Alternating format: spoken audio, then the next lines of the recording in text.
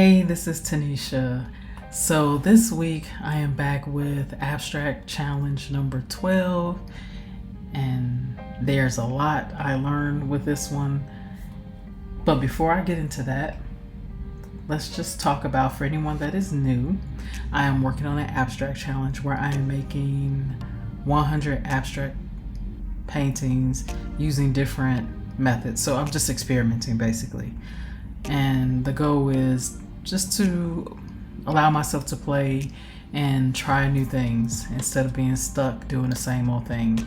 I think it's really good to keep you fresh and just open to new ideas.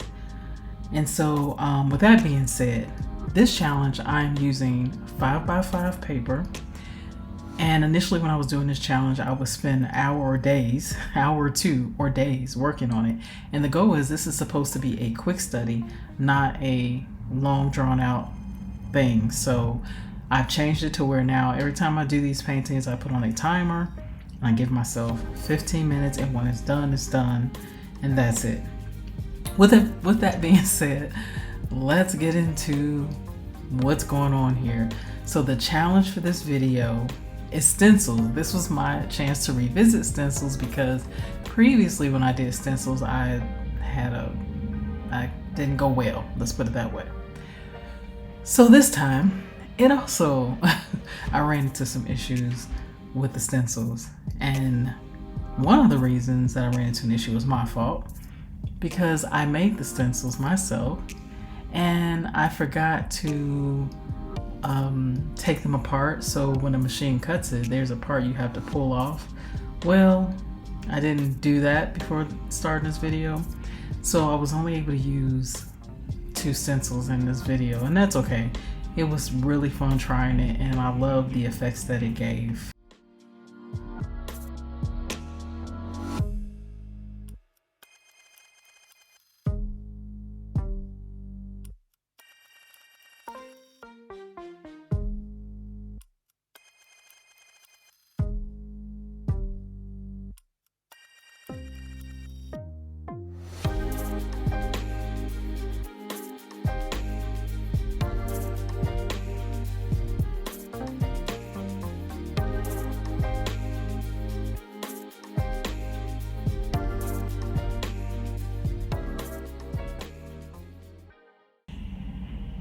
So you probably seen that first stencil didn't make any marks. Well, that's because of the huge error of not taking off the slots that were cut. So my bad on that one. I'll get better at that and revisit this challenge later. That's okay. I did have some stencils that were ready, so we'll get into that in a little bit, like this one. This one, most of the dots were poked out, thankfully. So I guess things happen. But yeah, this was pretty fun. Just putting in different stencils. I love this technique, so I can see myself using this a lot. I also really love the collage aspect. So this is some collage paper that I actually bought on Etsy. And well, it's a download, so I printed out on a laser printer so it could be more permanent, but I really like what it's doing here.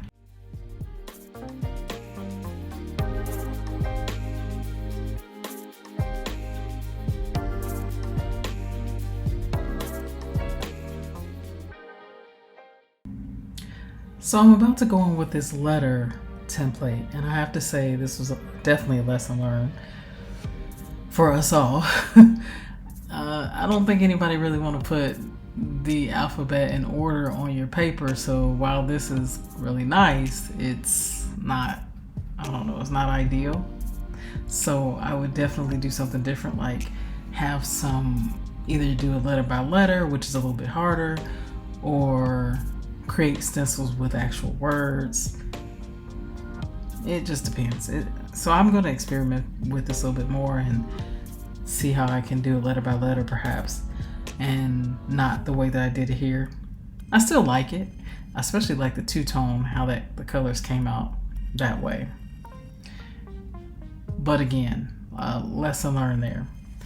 And while we're on lessons learned, I will say that since I have started doing the 15-minute timer, I feel that these challenges are even better for me, because even though before my goal was not to think about what I was doing and just to make, I feel like with the timer on, I'm thinking even less, like even more so. I'm not thinking.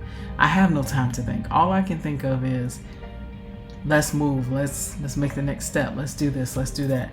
Now ideally, when you're making your actual artwork, you may not want to time yourself, or you may want to if you find it works.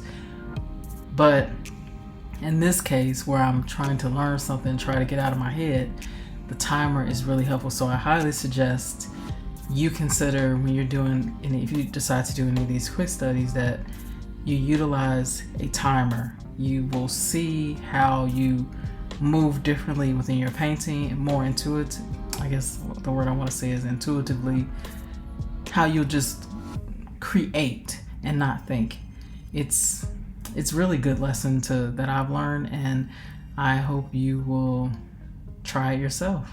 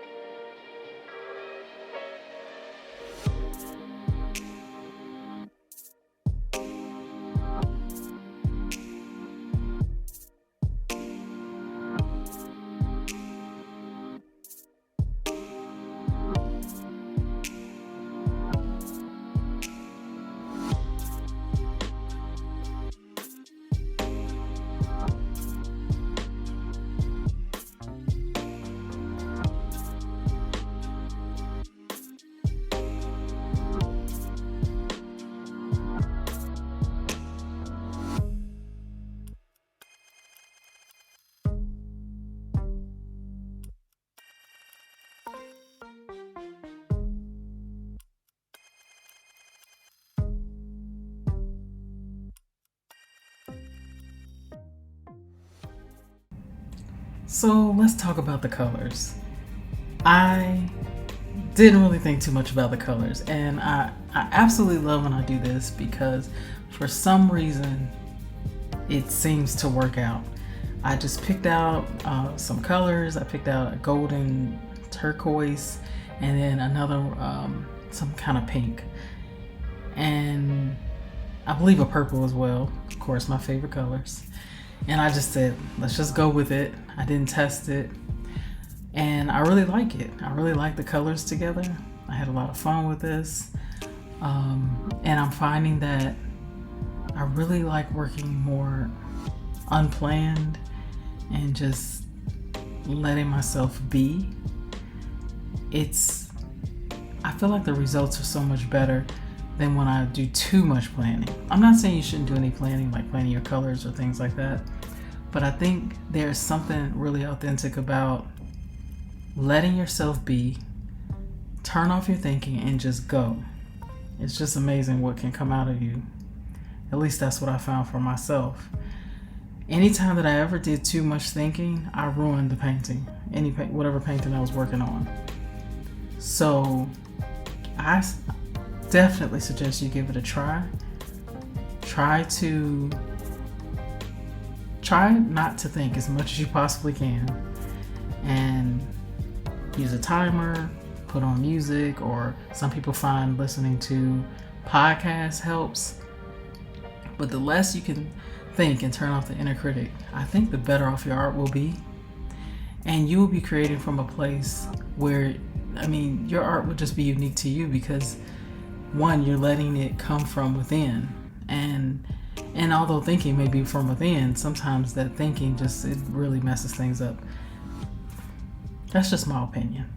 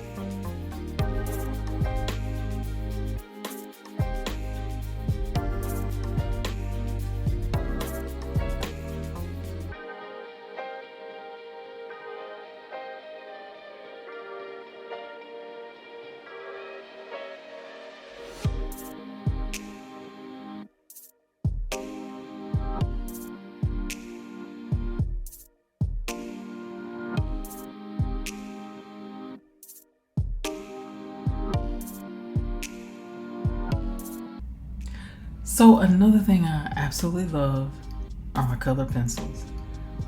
I'm having so much fun with them, but I'm also, I can say I've encountered some issues with them in terms of some of them are so light, even on darker painting, it doesn't really work well. So I guess that's another issue I have to figure out. But I really like these colored pencils because I feel like you can use them to shade, add darker tones, or make things pop. And it's just really fun. Or you can add quick touches of a different color.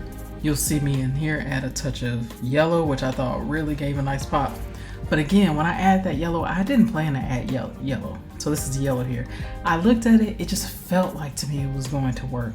I let myself, it felt right and I went with it and I love it. I think it goes really well and I didn't need too much, just like a little pop, and just add something to this, at least for me. So this is another place where I just let my intuition and trusted myself to just look at the color and say, okay, here we go, this feels right. This is definitely something to practice. And sometimes I put a color down and it doesn't work. And again, you'll learn that it's okay. You can paint over that. Nothing is lost at all. You can paint over any mistakes. It's better to go ahead and take the risk and try it out than to not try it out at all, because you never know what you'll discover.